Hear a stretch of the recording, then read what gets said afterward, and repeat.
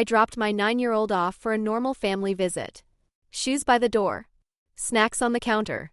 Then I saw what was missing. My chest froze. My hands went cold. They did this on purpose. And they crossed a line you don't come back from. The custody arrangement said every other weekend. That's what the judge ordered when Christine and I split 3 years ago, Fridays at 6 through Sundays at 6, alternating weekends. Iris stayed with me most of the time, went to Christine's every other weekend. Simple. Clean. No drama.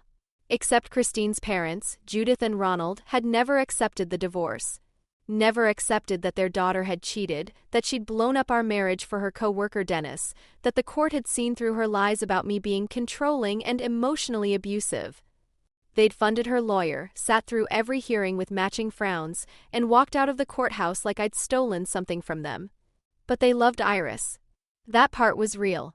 So when Christine asked if Iris could spend Saturday afternoon at their place, just her grandparents' house, not Christine's apartment where Dennis now lived, I said yes. Iris liked going there. Judith made her favorite chocolate chip pancakes. Ronald had a workshop in the garage where he'd been teaching her basic woodworking. Seemed harmless. I dropped Iris off at 10 a.m. on Saturday. November weather, cold enough to see your breath. Judith answered the door in her usual cardigan and slacks, Ronald behind her in his woodshop apron. "Hey, sweetheart," Judith said to Iris. Barely looked at me. "We've got supplies for birdhouses today. Go wash your hands." Pause. What insulin kit? The one that lives in her backpack. The one she takes everywhere. I didn't see one. Can you check? Please? I heard him set the phone down. Muffled voices, him talking to Judith. Long silence. He picked up again. Not here. Can you look in the garage? Maybe she left it. I said it's not here. Ronald, he hung up. I called back. No answer. Called 5 more times. Nothing. Sent Christine 3 more texts. Call me. This is important. Iris's insulin kit is missing. Finally at 11:15 my phone rang. Christine. Must have finally checked her phone. She always put it on silent when she went to bed. What's going on? She said. Irritated. Like I'd woken her up to complain about something trivial. Iris's insulin kit is gone. I checked her backpack, it's not there. I called your parents and they said they don't have it. Maybe she left it at school. She didn't go to school yesterday. It was with her when I dropped her at your parents' house this morning. Well, I don't know what to tell you. Maybe check her room again. I did check. It's not here. Silence on the line. Then, are you accusing my parents of something? I'm saying her insulin kit is missing and the last place she had it was their house. Iris ran inside. I stood on the porch, jacket zipped, waiting for. I don't know. Acknowledgement? Basic civility? 6 o'clock pickup, I said. We know the time, Ronald said. He had this way of looking past you like you were a smudge on a window. I left. Spent the day catching up on work. I'm an electrician, had some invoicing to finish. Around 5 I grabbed dinner, then headed back to their house. Pulled up at 5:55. Wanted to be exactly on time because they'd complained to Christine before about me being late when I'd shown up at 6:02. Walked up to the door. Rang the bell. Judith opened it. Iris wasn't in the entryway. Usually she'd be putting her shoes on, grabbing her backpack. She's finishing her snack, Judith said. Didn't invite me in. I waited. 2 minutes. 5 minutes. At 6 minutes I knocked again. This time Ronald answered. She's using the bathroom. Hold on. Another 3 minutes passed. I could hear voices inside, low conversation I couldn't make out. Finally Iris came to the door. She had her backpack on, jacket zipped, but something was off. Her face looked tight. Like she'd been crying but was trying to hide it. Hey Bug, I said. Ready to go? She nodded. Didn't look at her grandparents. We got to the car. She climbed in the back, buckled herself. Quiet. Too quiet. How were the birdhouses? I asked. Fine. Did Grandpa let you use the drill? Yeah. I glanced in the rear view. She was staring out the window, hands in her lap.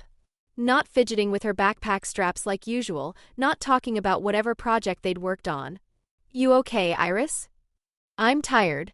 We drove home, 15 minutes through suburban streets I could navigate blind.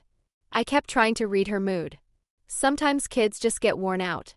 Sometimes they're processing stuff they don't have words for yet. I didn't want to push. At home, she went straight to her room. Said she wanted to lie down before dinner. I let her. Made spaghetti, called her down at 7. She picked at it. Ate maybe 4 bites. Not hungry? I asked. My stomach hurts. Like sick hurt or nervous hurt? Long pause. I don't know. After dinner, she asked to watch TV. We sat on the couch, some cartoons she usually loved, but she wasn't laughing at the jokes.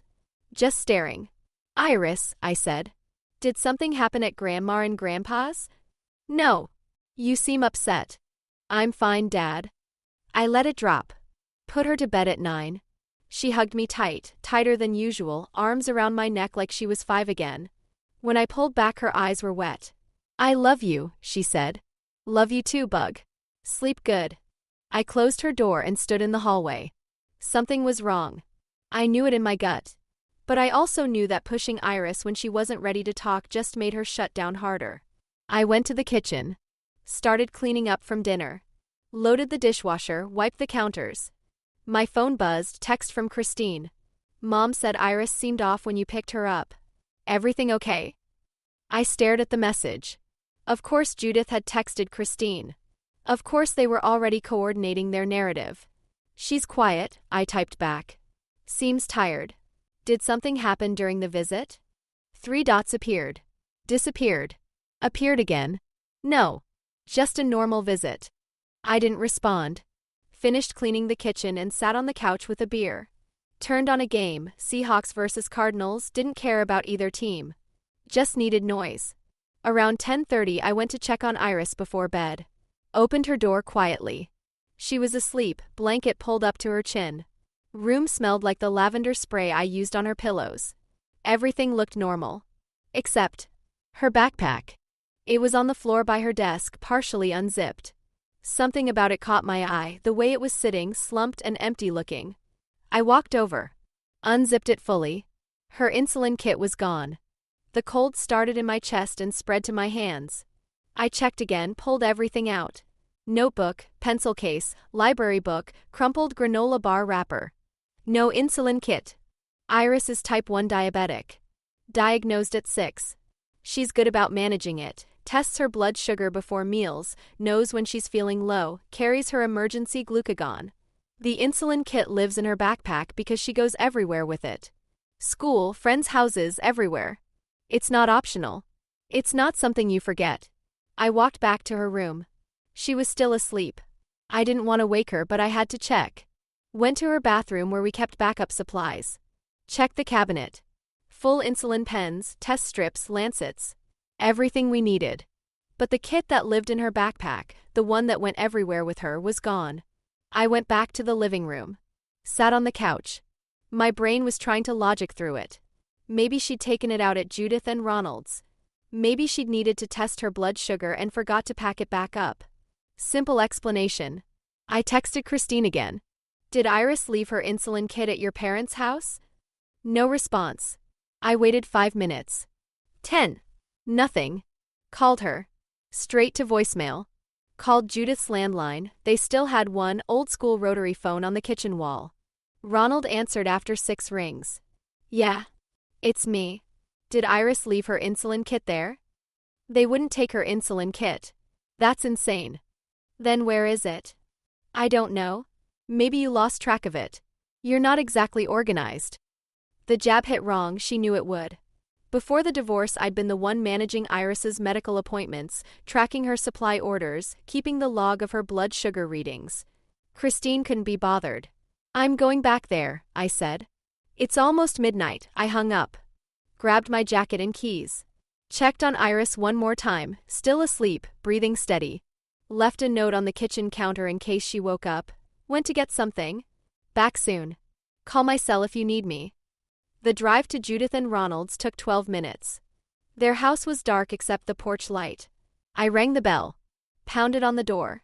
Ronald answered in pajamas and a bathrobe. It's midnight. Where's her kit?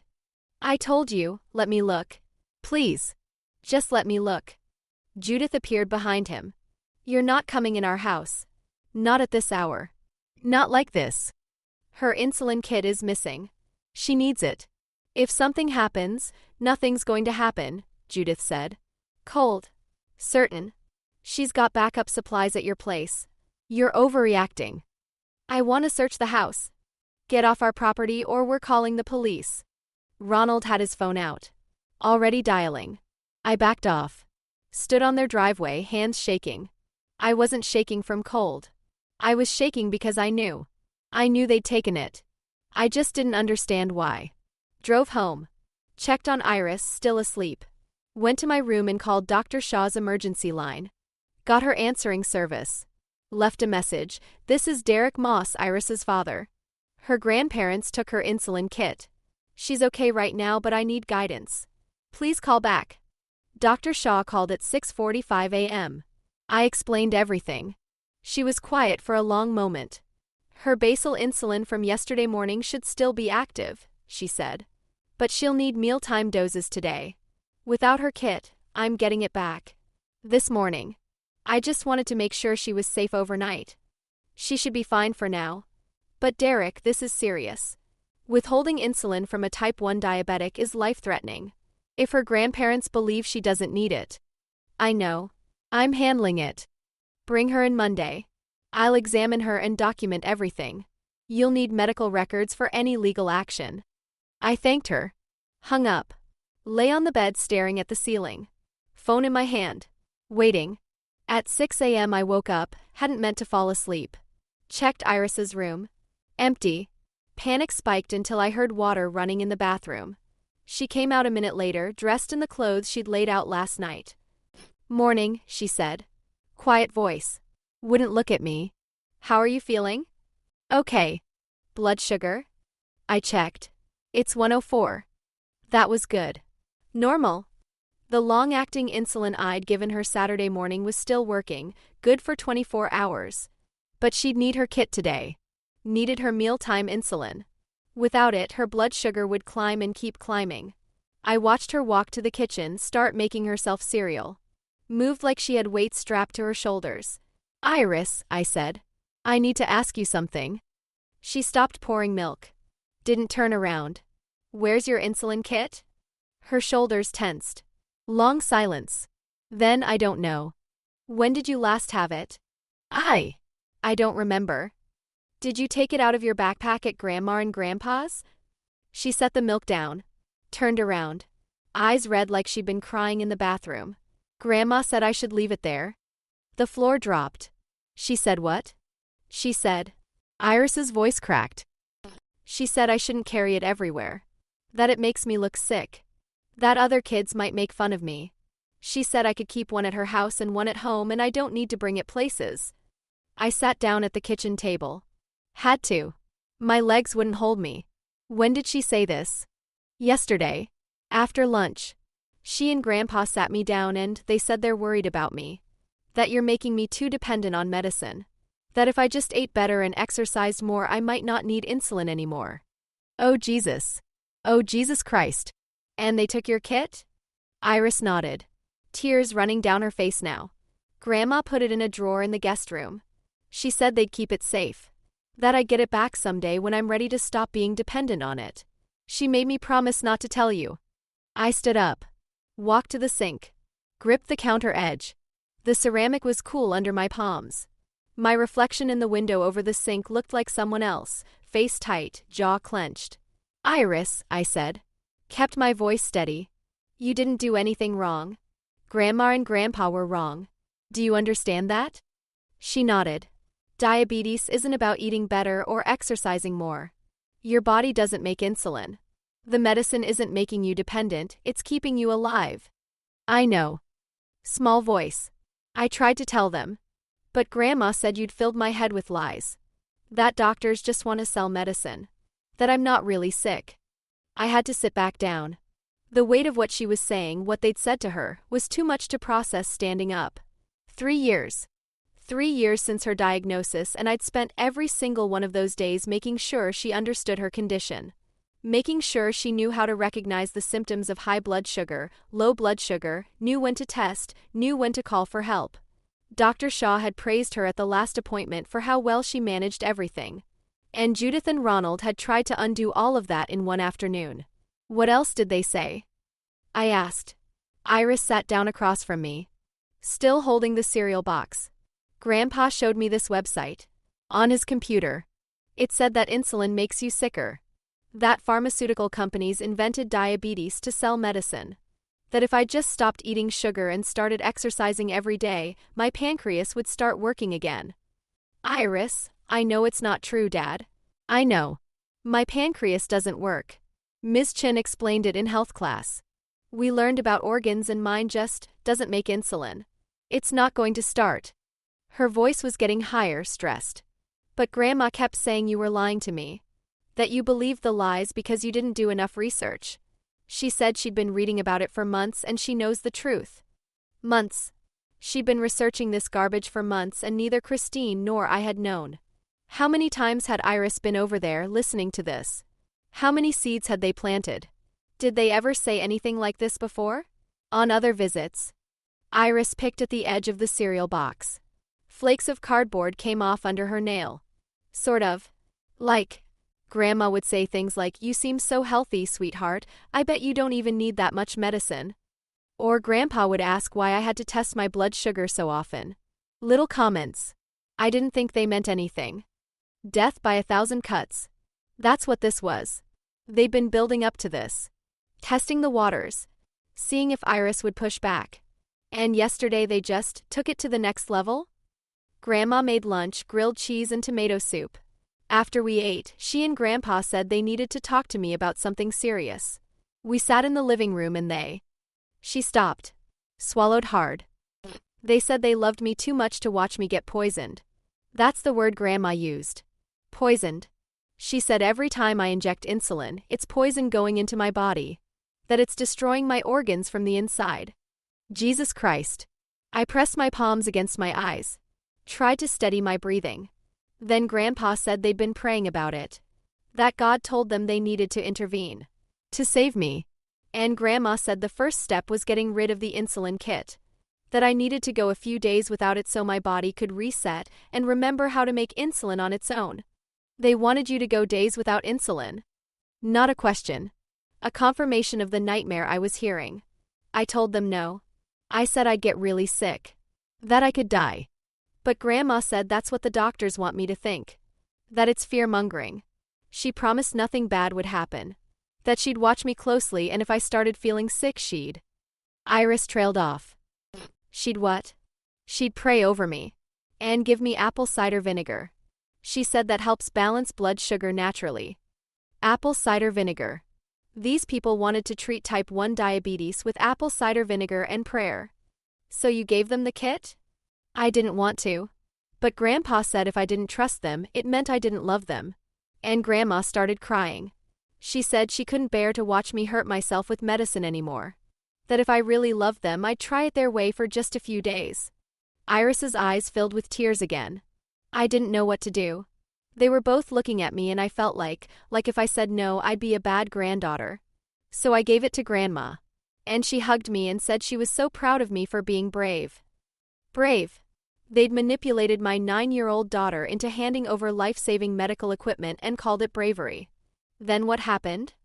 We went out to the garage and worked on birdhouses like normal. Grandpa let me use the drill. We painted them. It was fun. But the whole time I kept thinking about my kid in the house. I felt wrong without it. Like I'd forgotten something important but I couldn't remember what. That was the thing about routines with chronic illness, they became part of your body's awareness. Iris had been carrying that kit for 3 years. It was as natural to her as carrying her backpack. Not having it would have felt like missing a limb. When you called about picking me up, Grandma pulled me aside. She said this was our secret. That you wouldn't understand because you'd been brainwashed by doctors. She made me promise not to tell you. Said if I told you, you'd get mad at them and I'd never get to visit again. Iris wiped her eyes with her sleeve. I didn't want that. I wanted to keep seeing them. So I promised. But you told me anyway. Because you asked where the kit was. And I'm bad at lying. And, she looked down at the table. And I was scared, Dad. I know what happens when I don't have insulin. We learned about DKA in the hospital when I was first diagnosed. I didn't want that to happen. DKA, diabetic ketoacidosis. The thing that had landed Iris in the ICU for 4 days when she was 6, before we knew she was diabetic. Before we understood why she was so thirsty all the time, why she was losing weight, why she kept getting up to pee in the middle of the night. Her body had been breaking down fat for energy because it couldn't process glucose without insulin, and the byproduct, ketones, had built up in her blood until it became acidic. Life-threatening. If we'd waited another day to take her to the ER, the doctors said she might not have made it. And Judith and Ronald wanted to put her back in that situation on purpose. I turned around. Looked at my daughter, 9 years old, standing in the kitchen in her unicorn pajama pants and oversized t-shirt, holding a cereal box, crying because her grandparents had convinced her that the medical condition keeping her alive was fake. "Go get dressed," I said. "We're going to get your kit back." She looked at me, really looked at me. "Are you mad at me?" "No, Bug. I'm not mad at you. I'm mad at them. But you didn't do anything wrong. Sometimes adults manipulate kids into doing things that aren't safe. That's not your fault. That's their fault. Are we still going to see them?" I wanted to say no. Wanted to say they'd never see her again, that they'd lost that privilege the moment they decided their internet research was more reliable than 3 years of medical care. But that wasn't my call to make alone. There were courts, custody agreements, legal processes. "I don't know yet," I said. "But right now we're getting your kit back." Update 1. We showed up at Judith and Ronald's at 7:30 a.m. I'd texted Christine first. "Your parents took Iris's insulin kit and told her she doesn't need it. We're going to get it back. Be there or don't." No response. I rang the doorbell. Judith answered, still in her bathrobe, coffee mug in hand. Saw Iris behind me and her face shifted, guilt for half a second, then defensive. "What are you doing here?" "You took Iris's insulin kit. I want it back." "I don't know what, Grandma." Iris stepped forward. Her voice was shaking but clear. "I need my kit. Please." Judith's expression softened. "Sweetheart, we talked about this. You don't need." "Yes, I do." Dad explained. "My body doesn't make insulin. I need the medicine." "Your father has filled your head with." "Give me the kit," I said. "Now. Or I'm calling the police." Ronald appeared behind Judith. "You're not calling anyone. You stole medical equipment from a diabetic child. That's criminal." "We didn't steal anything," Judith said. "We're trying to help her. You've made her dependent on all this pharmaceutical nonsense. She's a healthy little girl. She doesn't need to be drugged." I pulled out my phone. Started dialing 911. "Wait," Ronald said. "Just hold on." He disappeared into the house. Came back 2 minutes later with Iris's kit, the small black case with her name written on it in silver Sharpie. Shoved it at me. "Take it. But you're making a mistake. You're hurting her." I took the kit. Checked inside. Insulin pens, test strips, lancets, glucose tablets. Everything there. "If you ever," I said, voice low, "ever tell my daughter she doesn't need her medication again, I will make sure you never see her unsupervised. Do you understand?" Judith's face crumpled. "We love her. You endangered her life." We left. Got in the car. Iris was crying again, but different this time, relieved crying.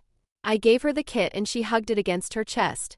At home I called my lawyer, guy named Stuart Perry who'd handled the divorce. Told him everything. He was quiet for a long time after I finished. "That's medical neglect," he said. "Potentially child endangerment. You could press charges. I want them to never be alone with her again. We can file for an emergency modification of the custody order. Supervised visitation only for the grandparents, if any at all. Do it." I called Iris's endocrinologist next, Dr. Shaw, who'd been managing her diabetes since diagnosis. I'd already talked to her emergency line overnight, but now I gave her the full story. She was furious. "Bring her in Monday morning first thing," she said. "I want to check her levels and document everything. And I'll write a detailed letter for your lawyer. This is medical neglect. Potentially criminal. Type 1 diabetes isn't something you cure with diet or prayer or any of that nonsense." Christine called at noon. "My parents are hysterical. They said you threatened them. They told Iris she doesn't need insulin. They took her medical kit. They were trying to help by convincing her she's not really sick, by stealing her medication. Silence. Then, they're worried about side effects. They've been reading about how there are no side effects. There's insulin or there's death. Those are the options. You don't have to be so dramatic. I'm filing for a custody modification. Your parents won't have unsupervised access to Iris anymore. And during your parenting time, Iris isn't going to their house. That's non-negotiable. Long pause. I could hear her breathing on the other end. You can't tell me where I take her during my custody time. Watch me. The custody order requires you to ensure she has access to medical care. If you take her to people who actively prevent that care, you're in violation. Stuart's already drafting the motion. Derek, her voice cracked. They're my parents. They made a mistake. They love her. A mistake is forgetting to pack her snack. This was deliberate medical neglect. They planned it. They researched it. They manipulated a 9-year-old into giving up life-saving equipment. They just don't trust doctors. Then they don't get to be around someone whose life depends on doctors. It's that simple. Silence. Then she hung up. Spent the rest of the day with Iris. We watched movies, made cookies, didn't talk about what had happened. She needed normal. She needed to know that her home was safe. That night after she went to bed, I sat at the kitchen table with a notepad and wrote out everything I remembered. Every detail of the conversation, every time Judith or Ronald had made comments about Iris's medical care. Turns out there'd been warning signs, Judith asking why Iris needed so much medicine, Ronald suggesting we try natural remedies, Christine mentioning that her parents thought I was overreacting about the diabetes. I'd ignored it all. Figured they were just ignorant that they'd come around.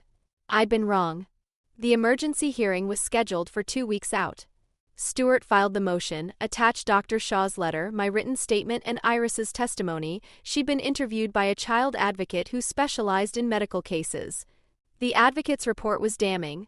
Child reported feeling confused and scared when grandparents told her she wasn't really sick. Reported feeling pressured to hide the removal of her medical equipment from her father. Christine hired a lawyer. Her parents hired their own. All 3 of them showed up to the hearing looking like I'd accused them of murder. The judge, woman in her 60s named Patricia Kellerman, read through the filings. Asked Judith and Ronald directly, "Did you remove this child's insulin kit from her possession?" Judith started crying. "We were trying to help. We read articles online about how diabetes can be managed naturally. Did you consult with her doctor before doing this?" "We know." "Did you have any medical training that qualified you to make this decision?" Silence. Judge Kellerman looked at Christine. "Were you aware your parents had these beliefs about your daughter's medical care?" Christine hesitated. "They'd mentioned concerns." "And you allowed unsupervised visitation anyway?" "I didn't think they'd. You didn't think they'd act on those concerns?" More silence. The judge granted my motion. Grandparent visitation suspended pending completion of a court-approved diabetes education course and psychological evaluation. Any future visits required supervision by a neutral third party, not Christine, not anyone related to the family. Christine's visitation remained unchanged, but the judge added stipulations. Mother is required to ensure child has access to all prescribed medications during parenting time. Child is not to be present at the maternal grandparent's residence during mother's parenting time, supervised or otherwise. Failure to comply will result in contempt charges and potential modification of mother's custody. Outside the courthouse, Christine cornered me. "You've destroyed my relationship with my parents." "They destroyed it themselves. They love Iris. They endangered her life because they read some conspiracy theory online. That's not love." Her parents walked past us. Judith was still crying. Ronald had his arm around her, face hard. He looked at me like I'd killed his dog. I didn't care. Final update, it's been 7 months. Judith and Ronald completed the diabetes education course. Took them 4 months because they kept failing the final exam. The course was through the Regional Diabetes Center, court-approved and taught by certified diabetes educators. They'd show up, sit through the presentations about how type 1 diabetes works and why insulin is necessary, then argue with the instructors about pharmaceutical company propaganda. Eventually they scraped by with a minimum passing score of 70%. The psychological evaluation was worse. Took 6 weeks, multiple sessions with Dr. Raymond Sue, a forensic psychologist who specialized in family court cases. He concluded that both grandparents demonstrated a pattern of medical mistrust rooted in conspiratorial thinking and an inability to accept medical authority even when presented with objective evidence. He recommended extremely limited contact with the minor until such time as they can demonstrate genuine acceptance of her medical condition and treatment protocol. Judge Kellerman read the report and extended the supervised visitation order. 6 months minimum. Reevaluation after that. Christine and I have barely spoken since the hearing. She does her parenting time, brings Iris back on schedule, doesn't make small talk. Iris told me Christine apologized to her once, said, "Grandma and Grandpa made a mistake but they love you." Iris just nodded. Hasn't asked to see them. Last month Judith sent me a letter. Handwritten, 3 pages. Mostly about how I'd turned their granddaughter against them and how they'd only wanted what was best for her. The last paragraph said they'd started going to therapy, couples therapy, to process the trauma of being separated from their grandbaby. I didn't respond. Stewart advised me to keep it for documentation but otherwise ignore it. Iris is doing better.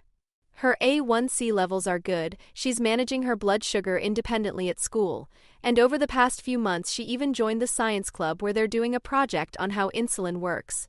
Her teacher told me she gave a presentation to her class about type 1 diabetes and why it's important. 8 other kids had questions. She answered all of them. She asked me last week if Grandma and Grandpa would ever understand. I don't know, Bug, I said. I hope so. But if they don't? Then they don't. And that's not your fault. She nodded. Went back to her homework. I'm sitting at the kitchen table right now, midnight on a Tuesday, drinking cold coffee that tastes like the bottom of the pot. Rain's hitting the windows, steady, rhythmic, the kind that makes the whole house feel smaller. Iris is asleep upstairs, her insulin kit on her nightstand where it belongs. The house is quiet except for the rain and the hum of the refrigerator.